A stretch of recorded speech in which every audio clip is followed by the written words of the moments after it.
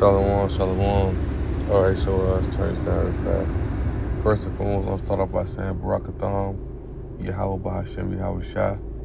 I want to give all honor and glory to Yahweh Bahashem, Yahweh Shai, Bahashem, Kakadash. Double honors unto the apostles and elders of Great Millstone. And shout out to the whole few elect, starting with the 144,000, shalom. All right, so, Lord willing, right? Finna go into this lesson. Another quick lesson before we got a camp starting about an hour. Head up there in a little bit. But I wanted to touch on this as I was watching the elder lesson. Again, page remnant say 144. When I was thinking, let me go make sure, right?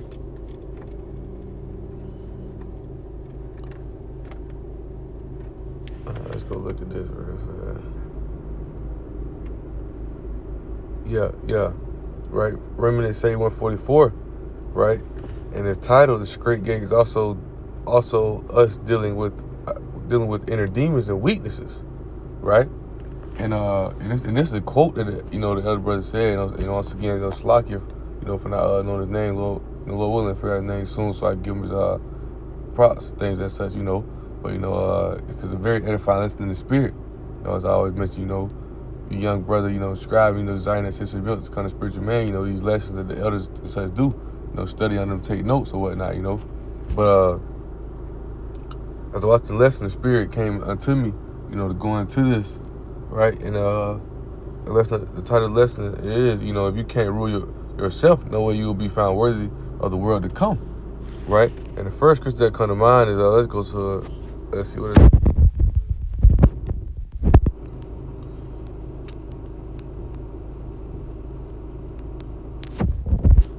I'm gonna allow this brother though, man.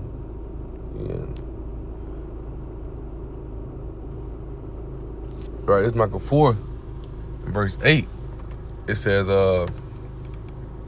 and thou, O tower of the flock, because they're gonna be top, right? The elect, the tower of the flock, right? Those the chosen ones, because Israel is a elect nation, but within Israel you have a elect, a remnant, 144,000 men, right? He said the stronghold of the daughter of Zion, unto thee it shall come, right? The kingdom, even the first dominion, the kingdom shall come to the daughter of Jerusalem, right? So the first dominion is what? Because they're gonna be the top. The scriptures tell you, Matthew 5:19, you can have least in the kingdom of heaven, you can have great in the kingdom of heaven. Those are the ones who are going to be seen great in the kingdom of heaven. As Yahushua said, in regeneration, those are the ones going to sit on the throne, judging the 12 tribes of Israel. Because those are the ones going to be setting that standard, that first dominion in the kingdom, right? And, and that's why, we're enduring that suffering, that pain, that hardship, right here where we at now, right? Because it's building you up. It's building you up to, to obtain that perfection and righteousness through suffering. Right, let's go to that real fast. And then we're going to go to Hebrews 2:10. I got another precept of Hebrews I want to read. Right, it's Hebrews 2, verse 10. It says, I'll start at verse 9. It says, but we see Yahushua, who was made a little lower than the angels for the suffering of death, crowned with glory and honor, that he, by the grace of Yahweh, should taste death for every man. For it became him for whom are all things, and by whom are all things, and bringing many sons unto glory, to make the captain of their salvation perfect through sufferings, right? So therefore, the sufferings, the hardship things we face, as the title of the brother lesson that you did, that straight gate's off dealing with our inner demons, right? The things we face amongst ourselves, our weaknesses. That's why Paul said, what? I boast in my infirmities, your grace is sufficient. Because, everybody have their battle, and everybody have their daily battle, and it's going to continue to wrap up. Along with Esau, things such that Esau got going on, they're coming down those persecutions, but it's also temptation that's going to come. That's why Yahweh said, what? You got to face no temptation not known to man, right? The temptation that we face is what, Yahweh created all the temptation that we face, right? Because Yahweh know all spirits, and also you got to understand, the Satan, right, who is also a servant on the left hand side of Yahweh, right? That spiritual demon of doubt. And we know he can't get you this way, that spiritual demon of doubt try to come get you another way, right? Come get you this way. right? A brother might be, like think about Solomon with women, right? Things that say that's a lot of Jake downfall with women, less things that say. That's why the script say what? When a man drawn away, drawn with his own lust. If you can't get your own house in order, let's go to that. What is that? I think it was in Ecclesiasticus, if I'm not mistaken, or Second Esdras. It's like Second Esdras it was. Bear with me, right? Second Esdras 4 in verse 13 says, "Now therefore," and it's a precept that the elder quoted during the lesson, but he said, "Now therefore set thy house in order and reprove thy people. Comfort such of them as be in trouble, and now renounce corruption." Right? Because I got some notes I want to read. Right? First house we have is where the Spirit dwells, and that's our temple. Right? This is this body that's what our spirit. That's why you got the Spirit versus the flesh. Right? Because the Spirit going to do the things we have by Shem outside. The flesh going to do the things of the world. You got to get this in order to let this whole thing know that we walk in the Spirit of Yahweh Shem Shah. Because you're going to have that flesh is pulling you. Remember how I said, the flesh is weak, the Spirit is willing. Right? So you got to get yourself in order to build that discipline. And this ain't, as much as we talk about, this ain't just no easy thing that you can do. Yahweh Shah, what? He messed up with Adam, messed up with Solomon, but he came back and got it right as Yahweh Shah. That's why he's the author and finisher of our faith. We're going to go to that. But this is something that we all have to do. It's something that we all have to maintain, that discipline. That discipline is key. You got to maintain that discipline to be able to get yourself in order. Because if you can't get yourself in order in this body, if you can't put out the desires of this world, things that touch your own flesh, right? If you can't put out the desires of your own flesh and stuff right now, how you gonna be worthy to rule in the world to come? How you worthy to rule in the kingdom? Because you're not setting that standard. Remember, Yahweh Shah set the standard. Right? Let's go to that. Right? Hebrews 5 and verse 8-9 says, though he were a son, yet learn he obedience by things which he suffered. Remember, the suffering, we receive that perfection through suffering. Because the things we go through, things we face, and we overcome them through the Spirit, that's what leads us like, okay, bet, yeah, okay, we understand that. Right? We understand all the cutting out the party, all the weird things of the world that holds you down, even the weaknesses. And once again, brothers have their own battles, but once you maintain those things, be that discipline upon yourself, then you can go out and, as Chris says, let's go back to that again. What was that? 2 Esdras 4 and 13. It says, what was that? What was it? Slacky.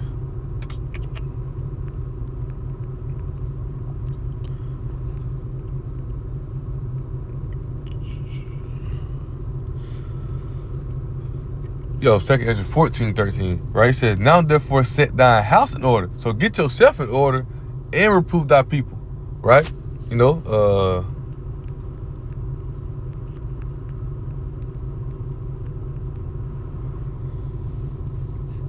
It's Matthew 7, right? It's Matthew 7, right? And I started verse 1. It says, judge not, that ye be not judged.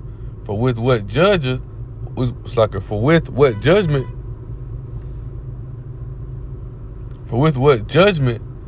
ye judge, ye shall be judged. And with the measure ye meet, it shall be measured to you again.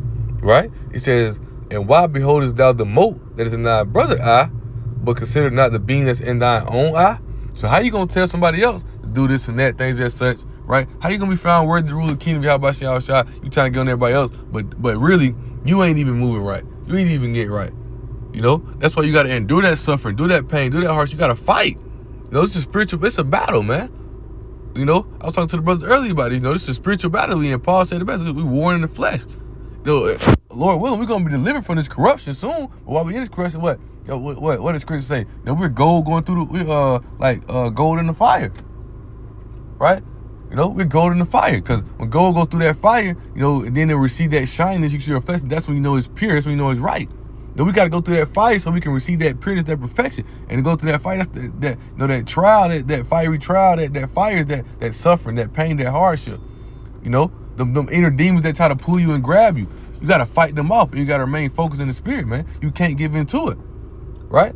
Because once again, those elect, those righteous men, how about Shem Shah? They setting that standard here today in this kingdom, right? But hey, just being real, just look at El Apostle Tahar, El Apostle Gabar, El Apostle Rumla and on down, right? 100% truth GMS. They setting that standard here today. Reproving and rebuking. Instant in season, out season. Setting that standard, because in the kingdom it's gonna be even, it's gonna be even. We're gonna be on them. Everybody gonna, Isaiah 2 say they're gonna hearken to the house of Israel to to learn the ways of Yahweh Shah. And it's gonna be instituted throughout the whole world. It's gonna be a kingdom of righteousness. So if you moving wrong, guess what? If you do a sin to death, guess what? You're gonna receive death. And ain't gonna be no more playing around, man. So that's why you gotta get yourself together. Now you gotta do that suffering, you gotta do that pain now. You can't look at somebody else and say, oh, you doing this, doing that, and you got the same thing going on. As you go read. It said, or how wilt thou say to thy brother, let me pull out the mote out thine eye, and behold, a beam is in thine own eye? So how you gonna tell somebody else to get themselves together? You ain't even yourself together, right? What do you say? Thou hypocrite, first cast out the beam of thy own eye, get yourself together, right? Then shalt thou clearly then shalt thou see clearly to cast out the mote of thy brother eye, right? So once you go through that fire, you receive that, you go through that fire, you go through that, that suffering, right? You enduring that pain and suffering, right? You building that discipline, and then you able to really see the things around you so you can correct others, because you done overcame it. You can't go tell nobody to do something if you ain't did it, That's a hypocrite, right? Or if you ain't doing it, you can't tell nobody moving this aspect of such if you ain't doing it. Just think about it with sports analogy. We use sports analogy or not. Coaches are usually who? Coaches are people who teach and show you the game, right? Coaches are usually who though? Players who played in former times, because they already did it, they already been through it, the workouts and all those things. Well, guess who our coach? Yahweh Shah, because he went through these things. He faced these things, right? Let's go back to Hebrews. I don't know if I finished it, but I'm gonna go back to Hebrews 5 and verse 8 again. It says, though he were a son, yet learn he obedience by things which he suffered, and being made perfect, he became the author of eternal salvation unto all that obey him. So we walk in the path of Yahweh Shah walked to obtain that perfection. But that's through what? Through suffering, being obedient to suffering, right? Being obedient to it, right? He learned obedience through what? Through going through hardship, going through pain, right? Understand the only way we're gonna overcome this place is what? And we return to Yahweh Shah. You can't be out here trying to do it on your own. That's why you fall out, why you slipping, you falling. You playing around. And you gotta choose. What Yahweh Shah say? I wish you would choose whether you be hot, whether you be cold. Because when you choose the spirit leads you. Proverbs 3, chapter 5, verse 6. The spirit leads you, right? Once again, the spirit is willing, the flesh is weak. But you gotta remain focused in that spirit to get yourself together, man. Right? Let's go to Romans real fast, verse 8. Right? Romans 8 and verse 1. It says, there is therefore now no condemnation to them which are in Hamashiach Yahweh Shah, who walk not after the flesh, but after the spirit. So they walk after the spirit, guess what? It's going to lead them to the righteous things. It says, for the law of the spirit of life and Hamashiach Yahweh Shah has made me free from the law of sin and death. For what the law could not do, and that it was weak through the flesh, Yahweh sent his own son, the likeness of sinful flesh, and for sin condemned sin in the flesh, that the righteousness of the law might be fulfilled in us, who walk not after the flesh, but after the spirit. Right? And I'm gonna read you this in the NLT. Right? Lord willing, won't see no phone call. Let's get to it real fast, and we'll go back on airplane mode. Bear with me. Romans 8. All right, let's go back on that. All right. Read this again, right? In the NLT side. Before we go down, it says, so now there is no condemnation for those who belong to Mashiach Yahweh Shah, right? And because you belong to him, the power of life-giving spirit, the power of the life-giving spirit, or the spirit quickeneth, right? Freed you from the power of sin that leads to death, right? Because now we're not judged by the law, right? We're served unto righteousness now, saved by faith and grace. And during the suffering, and during the pain, and during the harsh, later in this chapter, verse 17, to tell you, if we join hands with Yahweh Shah, we got to endure it. We got to go through the suffering and pain that he faced, right? It says the law of Moses was unable to save us because of the weakness of our sinful nature. It's weak. That's why that straight gate tells you to focus on the righteousness of Yahweh Shah, because those weaknesses will pull you that what it said, that sinful nature. What is that sinful nature? This flesh. Those weaknesses will pull you and grab you, have you doing things you're not supposed to do. But this straight and narrow path is gonna have you focused. Remember, the grace is sufficient. Right, let's go to that real fast. right? What is it? What is that? I want to say it's 1 Corinthians 9. Grace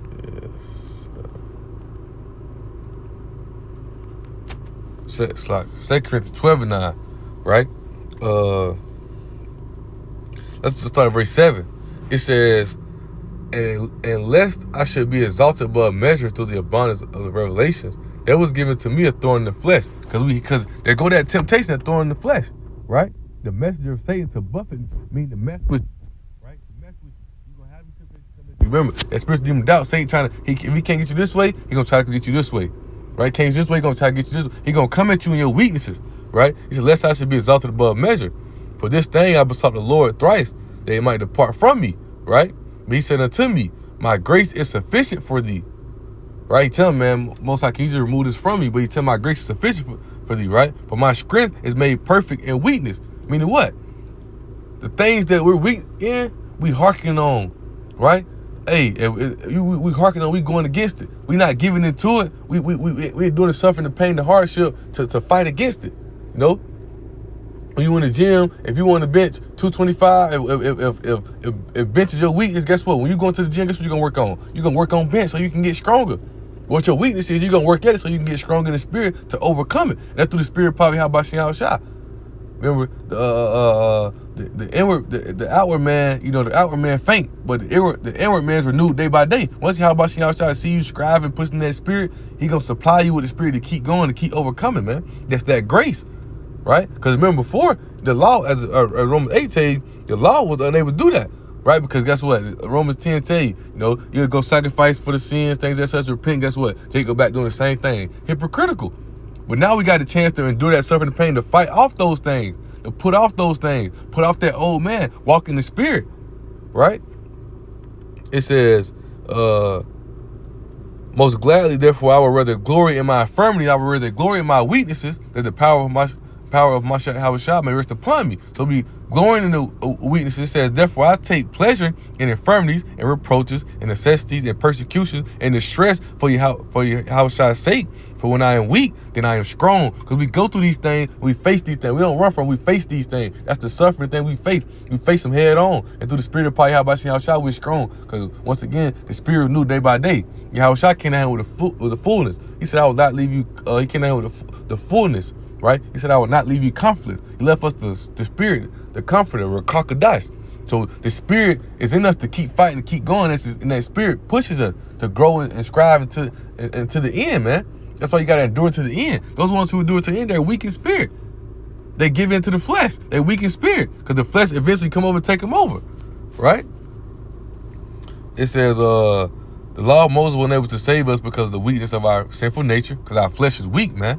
So Yahweh did what the law could. So power did what the law could not do. He sent his own son. Yahweh the Father sent his son, Yahweh Shah, in a body like the bodies we sinners have. He sent him in the flesh.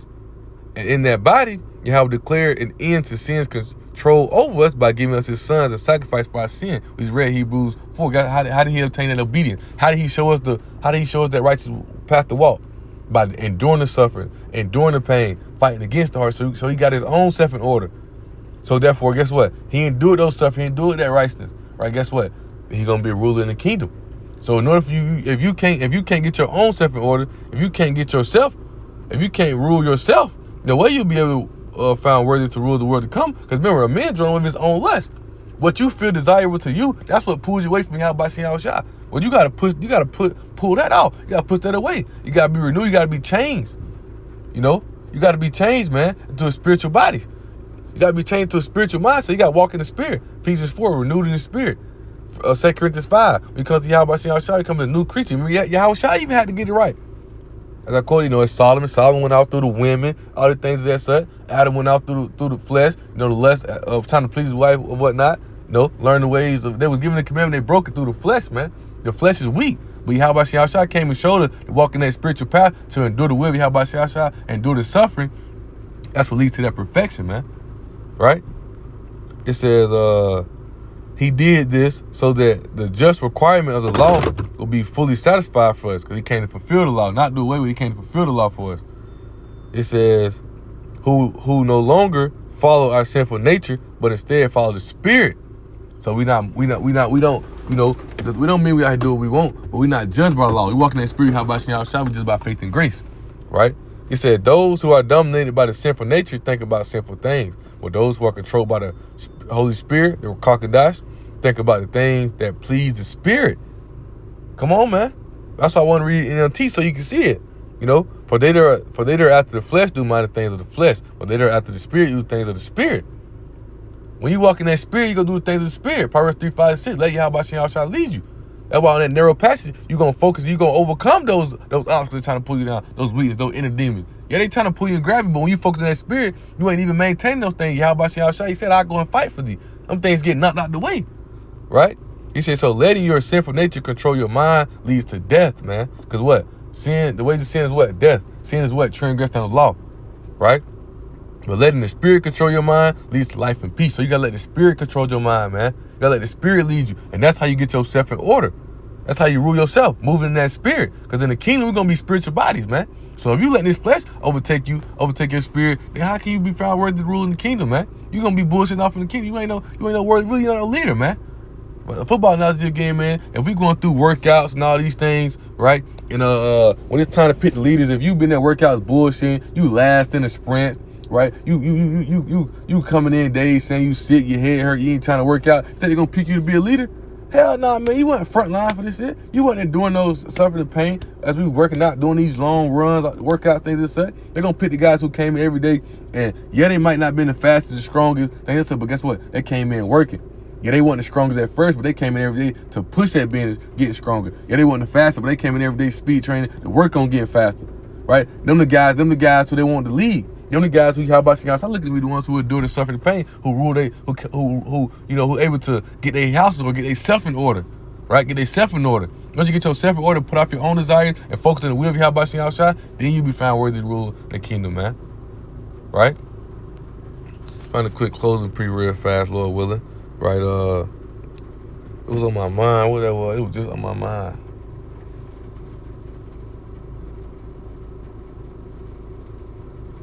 I'm gonna go to that 5:19. And Second Ezra 8. It's Matthew 5:19, right? It says, whosoever therefore shall break one of these least commandments and shall teach men so, he shall be called least in the kingdom of heaven. Whosoever shall do and teach them shall be called great in the kingdom of heaven. Because all Israel gonna be saved, but you're gonna have great, you're gonna have those ones everlasting shame and contempt. Like, damn, I should listen. Right? Let's go to 2 Ezra 8:1. It says, and he answered me, saying, the Most High had made this world for many. Because many, what does Scripture tell you? Matthew 7 and 2 Ezra. Many love the wide gate. Many love the wide way. Right? Many can't focus on the straight and narrow passage. Right? It says, but the world to come for few.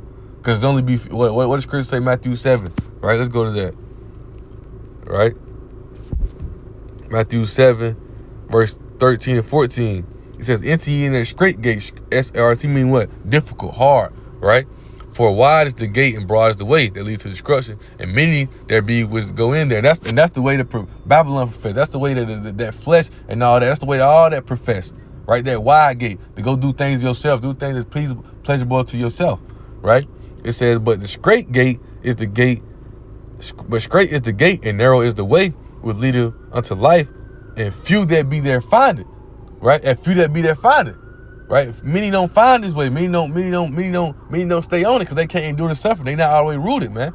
Right?